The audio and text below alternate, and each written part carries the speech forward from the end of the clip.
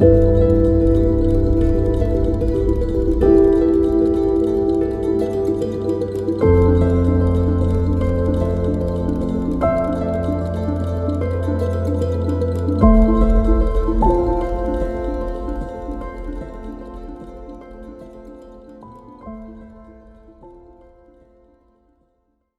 cuál es tu nombre y cuántos años tienes.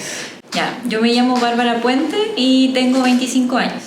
Hola, mi nombre es Daniela Jordán, tengo 39 años. Bárbara Reyes y tengo 22 años. Mi nombre es María Francisca Latorre, tengo 32 años, casi 33. Mi nombre es Diego Martín Reyes Guerrero y tengo 17 años. Me llamo Pamela de la Fuente y tengo 40 años. Mi nombre es Valentina Mena y tengo 18 años. Tengo 23 años y mi nombre es Verónica Sánchez. Y cuéntanos qué diagnósticos tienes actualmente. Bueno, tengo mucho. Tengo síndrome de Ehlers-Danlos, hipermóvil, tengo disautonomía, tengo síndrome de POT y hipotiroidismo, que es como lo más llevable. Tengo disautonomía secundaria a Ehlers-Danlos, tengo Ehlers-Danlos vascular y de hiperlaxitud. También tengo hipotiroidismo de Hashimoto y gastritis autoinmune. Disautonomía, intolerancia a hipotensión ortostática y tengo una enfermedad indiferenciada del tejido conectivo. Muy rara.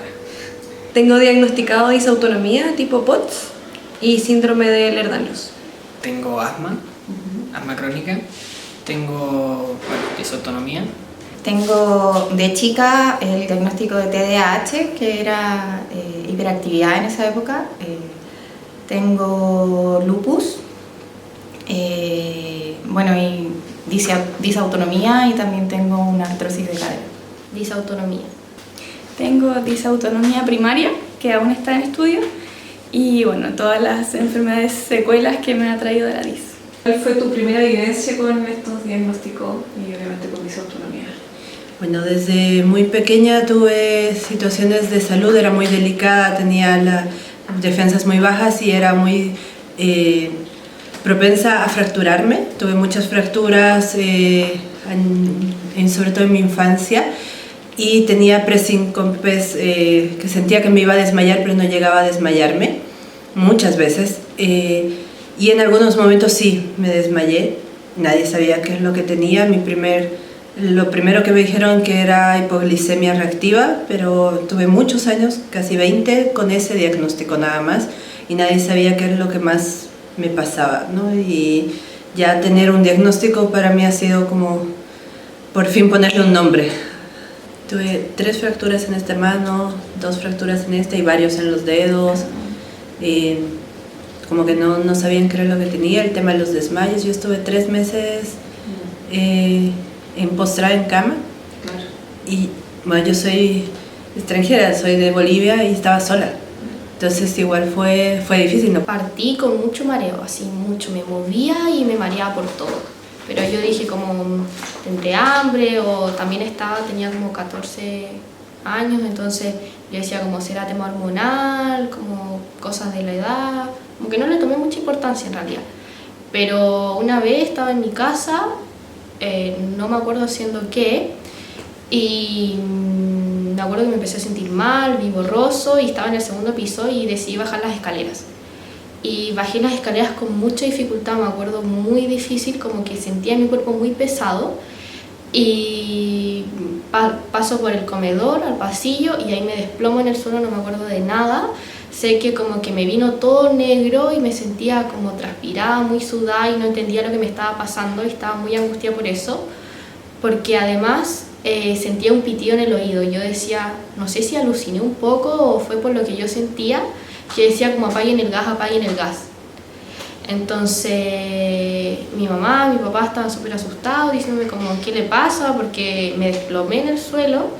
Ahí llamaron a la ambulancia vino, me tomaron un electrocardiograma súper rápido, tenía todo normal, pero yo me sentía súper mal y me costó como volver a mi centro. Y ahí estuve una semana hospitalizada en la clínica porque además se me mezcló con influenza, entonces los síntomas aumentaron mucho. Entonces me asustaba o como que pensaba en algo que me diera como estrés y me desmayaba al tiro. O también como asustada en la clínica por la vía, los medicamentos, no sabía qué tenía, también me desmayaba, me podía desmayar unas 10 veces al día. Entonces, para mí esa no era vida. Entonces, y se me mezcló además con las vivencias que viví en el colegio, que no eran agradables. Entonces me tomaron todos los exámenes posibles, un electrocardiograma, un encefalograma, todos exámenes de sangre y todo normal. Y ahí la cardióloga dice como ya puede ser disautonomía y nosotros como ¿qué es eso? Y ahí nos explicó y tenía mucho sentido. Porque además era súper chica, tenía 14 años y yo quería vivir como mis 14 años, quería salir, quería salir a fiestas, salir con mis amigas y no podía, como me desmayaba en cualquier parte por calor, por estrés, por pensar, por gritar, por saltar y yo no quería eso, ¿no? Mira, así como preciso, me acuerdo de en septiembre del 2018, fue un año muy difícil en sí y mucho doctor, mucha urgencia, sustos de infarto, sustos de tumores cerebrales, un montón de exámenes y me acuerdo que iba en la calle con mis papás y pensamos que me estaba dando un infarto.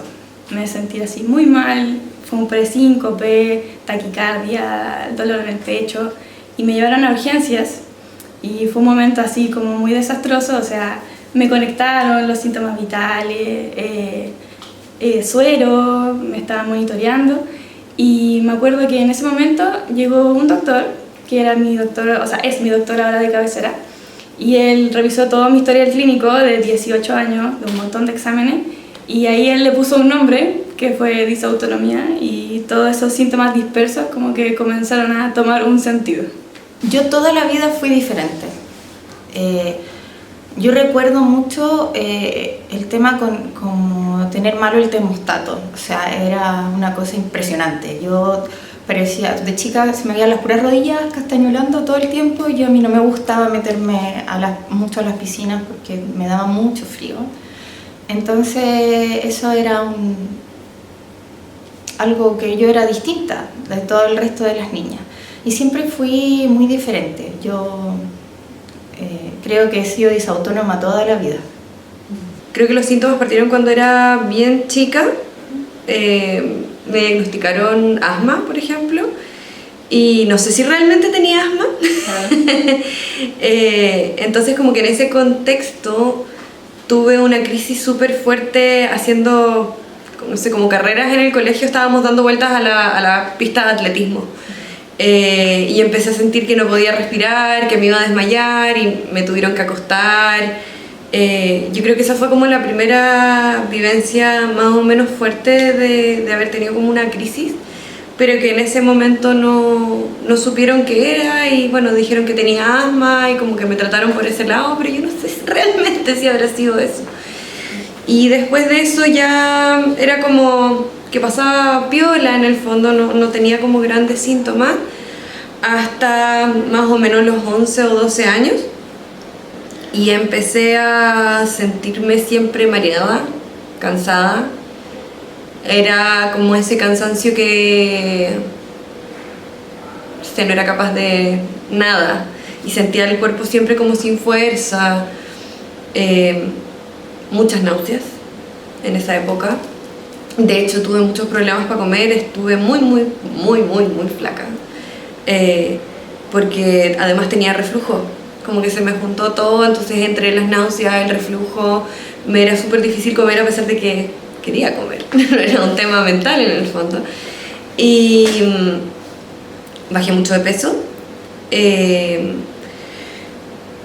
Y obviamente eso me generó también un montón de ansiedad, estuve con hartos temas así y bueno, eso fue evolucionando con los años, pasé por periodos mejores, periodos peores.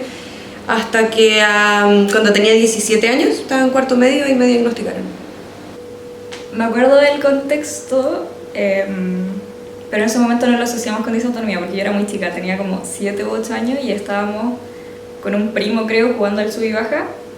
Me dejaron arriba, típico que te dejan arriba, y yo me caí, como me fui para el lado. En ese tiempo yo era chica, entonces toda mi familia como no, se tiró, se soltó, se cayó.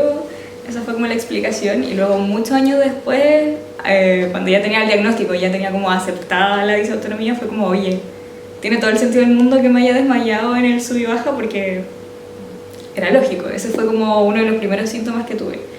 Ya después, en octavo básico, cuando tenía como 13, 14 años, empezaron los desmayos.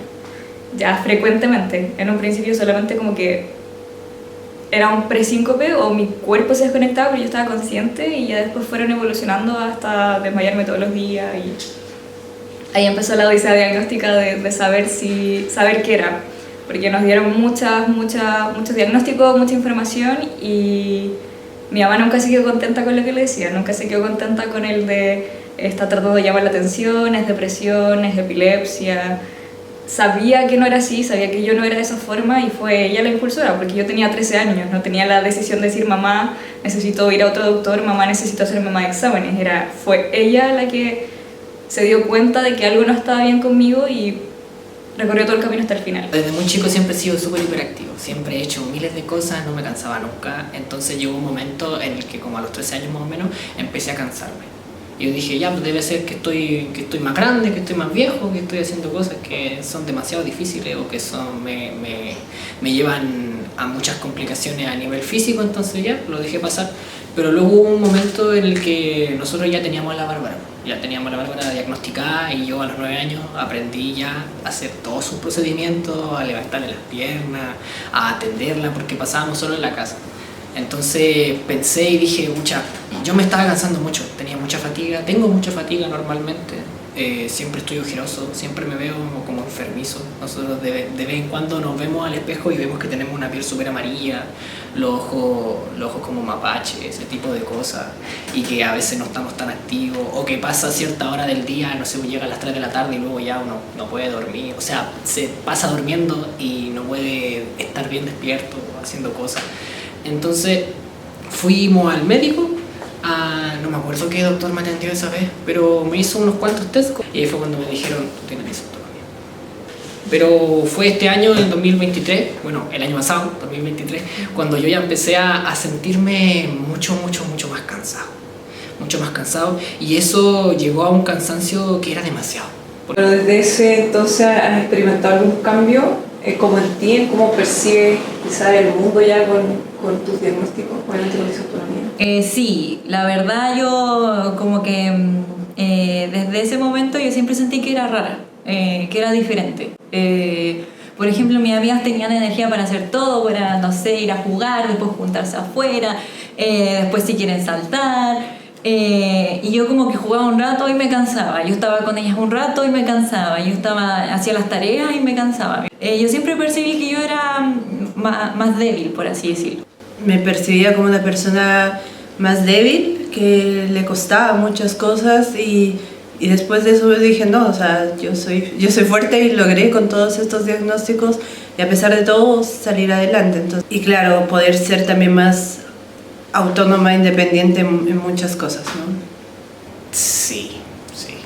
O sea, por ejemplo, voy a tomarlo como a nivel personal y a nivel familiar. Mi familia igual me veía como un pilar fundamental, al que le pedían hacer todo, al que le decían, Diego, anda para allá, Diego, hace esto, Diego, compra esto, Diego, tírate a esto, Diego, cambia los perros, o sea, baña los perros, Diego, cambia, no sé, la pastilla del baño, Diego. Y yo estaba acostumbrado. Pero hubo un momento en el que me exigieron tanto también que fue como, pucha, igual necesito parar, también tengo disautonomía, entonces necesito que también me vean como alguien de cuidado, me vean como alguien al que le tienen que tener cierto cuidado también, porque igual puede que me pasen algunas cosas. Entonces, a nivel familiar, este año me dieron muchas cosas mentales, más que otra cosa. Mi mente ya no aguantó más, porque mi cuerpo ya no aguantaba más.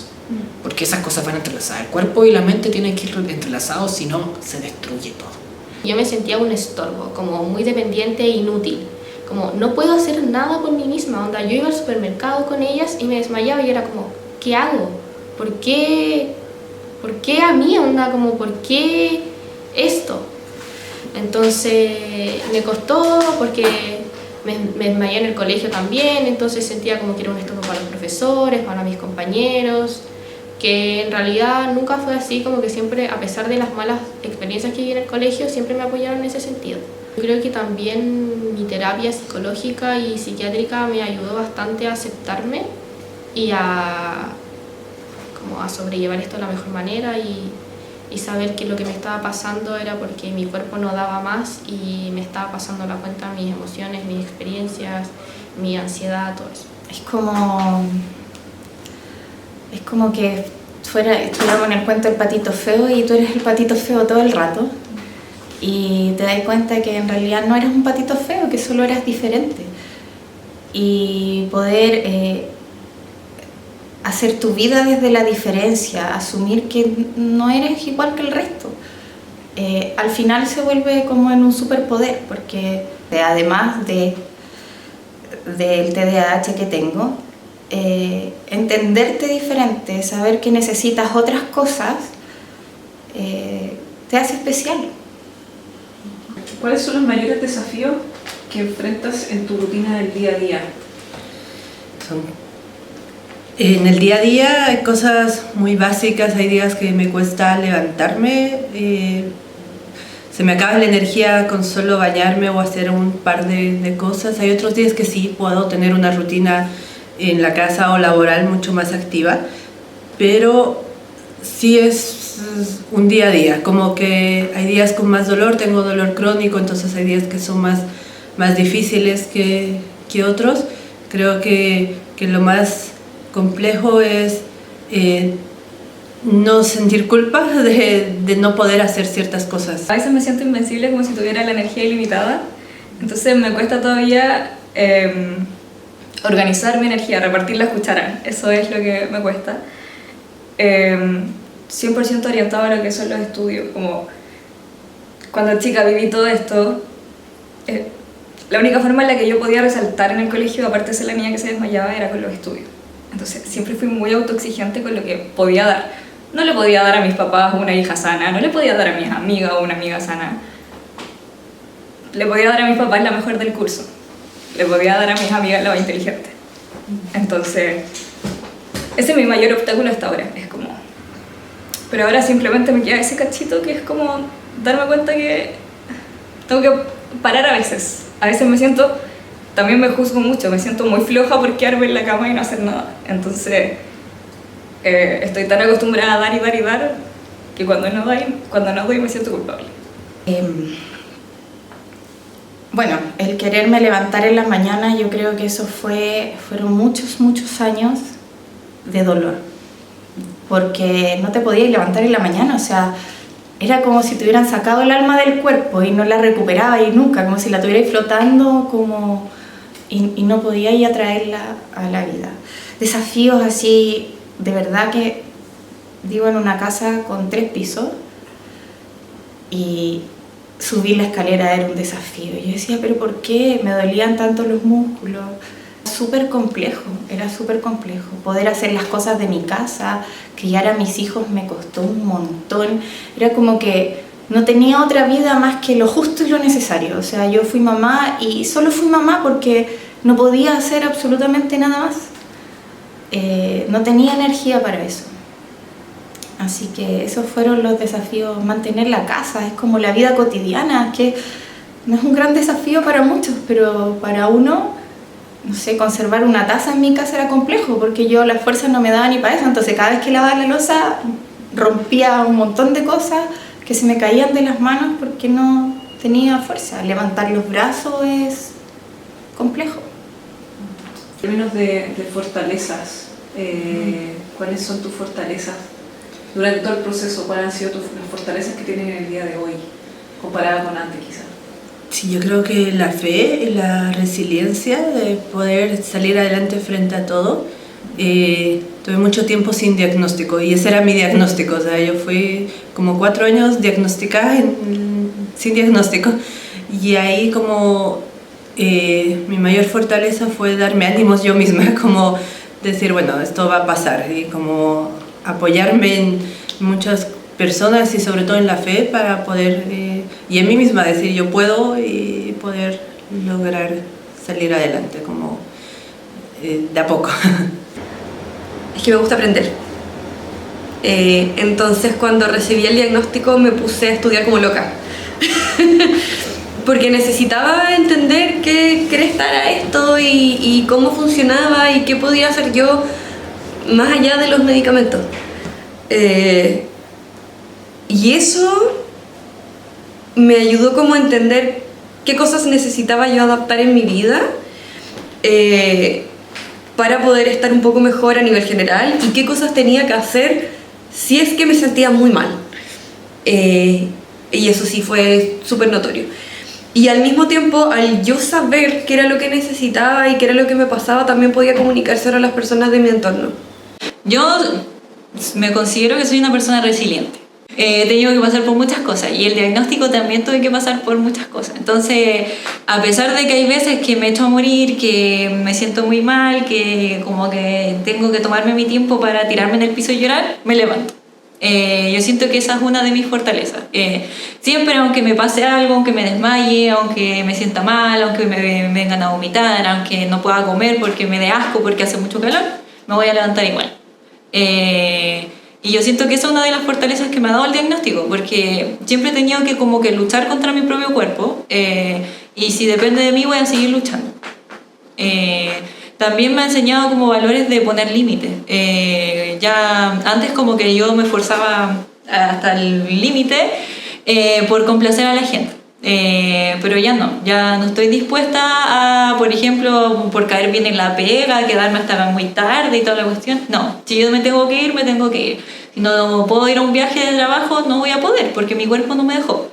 Entonces no me voy a esforzar hasta el punto en que mi cuerpo quede expuesto solo por agradar a alguien. También es algo que me enseñó mi diagnóstico. Es un 50-50 entre yo y mi familia. El año pasado mi familia estuvo muy mal, sinceramente muy mal. A mi papá el año pasado lo operaron 2 veces y esas 2 operaciones salieron mal. Entonces las complicaciones más grandes son esas, y el apoyo más grande también fueron ellos, porque no sé, tuvimos muchos momentos. Yo tengo la filosofía, por así decirlo, de pensar que muchos de los errores y de las cosas malas que nos pasan siempre es para algo mejor. Creo que fue haberme dado cuenta de que no soy un superhombre, de pensar que soy una persona que lo hace todo y que tiene que hacerlo todo porque los demás no pueden. No me llevo a niveles a niveles sobrehumanos para poder superarlo. ¿Qué le dirías a tu yo del pasado? Que no sabía el diagnóstico. Yo creo que la abrazaría y le diría que sí, que es una certeza que voy a volver a querer levantarme todos los días. Y que después de todo esto, la vida se va a ver de otra forma, que la vida va a ser mejor y va a ser más linda, y que esas cosas que antes a nosotros no nos importaban o no las veíamos, las voy a poder ver como si fueran cosas hermosas. Eso le diría. A la Vero del pasado le diría que sí se pudo, que no estaba loca por sentirme mal o que no era algo psicológico, y que sí, que aprendiéndonos a conocer a nosotros mismas y que se puede, o sea, esos pequeños logros, que cuando uno se conoce puede formar, por ejemplo, una familia, que puede encontrar un trabajo quizás adecuado a uno mismo. Sí, que sí se pudo, que no es tan terrible. Aceptarse, porque a los 14 años uno igual es chica y es rebelde y es una adolescente que quiere vivir su vida loca, pero lamentablemente no puede. Entonces, que se acepte. Yo creo que igual lo que le diría a mi yo del pasado, creo que gran parte lo hice.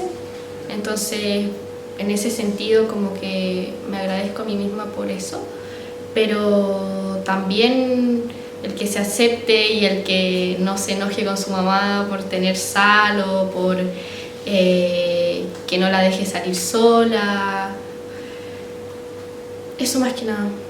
Hoy estoy muy enojada con mi fe, con Dios en general, un tiempo como decía, ¿por qué todo a mí? ¿Por qué tanta cosa? Y creo que mantener la fe, como no perderla en lo que uno crea, sin importar el nombre, o sea, yo creo que lo importante es eso, como creer en algo que uno va a poder lograr salir adelante, tener fe en algo superior, también tener fe en uno mismo, una misma, es importante, o sea, creo que en verdad eso de que uno puede, a pesar de que hay momentos bien duros, y no va a lograr salir adelante, aunque se vea difícil, pero todo va a estar bien en algún momento. O si no va a ser igual, va a ser diferente, pero se va a lograr. ¿Qué mensaje positivo le daría a alguien que está recién con el diagnóstico de DIS? Que se tome su tiempo a asimilarlo y que viva su proceso. O sea, yo le puedo decir que mi vida es maravillosa, pero ella está en un proceso y está en un círculo que realmente nadie que no sea ella, esa persona, lo va a sacar. Entonces que viva su duelo, si tiene que estar triste o enojada, que lo esté, que siempre pida ayuda. O sea, a pesar de que uno está enojado o enrabiado o decepcionado de la vida, que no se quede sin decir esas emociones, que encuentre a alguien, como mi mamá, que encuentre a alguien que esté ahí y que no juzgue, como que simplemente apoye, pero que viva su proceso, que tampoco se compare con las otras personas que tienen disautonomía, como oh, ella está tan bien, porque yo no puedo estar así, ¿qué es lo que ella hace que yo no hago? No, que se siente, reflexione, piense, lo acepte, se enoje si se tiene que enojar, y que luego quiera pararse y decir como ya, yo me la puedo, no me la voy a poder tan rápido, no me la voy a poder tan bien, no me la voy a poder tan mejor como el resto, pero me la voy a poder por mí, y que tampoco haga nada por las otras personas, que lo haga por ella, simplemente eso. Es necesario y es importante hacer adaptaciones en la vida diaria, que no tenemos por qué hacerlo todo como lo hacen otras personas, lo podemos hacer de forma diferente, y está bien también no poder hacerlo todo o no querer hacerlo todo. Es importante priorizar, como dosificar las cucharitas. Por lo menos para mí eso es como lema de vida, hay que dosificar la energía. Conocernos a nosotros mismos es realmente lo más importante para poder crecer. Porque si no sabéis qué haría, entonces, ¿cómo vais a saber qué hacer contigo mismo? Entonces, tómenselo con calma. Vayan tranquilos y no se apuren si las cosas no les salen bien. Porque muchos errores pasan antes de poder hacerlo bien por primera vez. Y cuando ya lo hiciste bien con todo ese aprendizaje, entonces podéis seguir haciéndolo bien hasta que ya lo vayas a hacer perfecto. Que no se desespere, que se aprenda a conocer, que lea sobre esto, y que al final del día uno puede sobrellevar esto, o sea, aprendiéndose a conocer cómo puede controlar sus síntomas quizás, al final del día se puede, sí se puede. Excelente.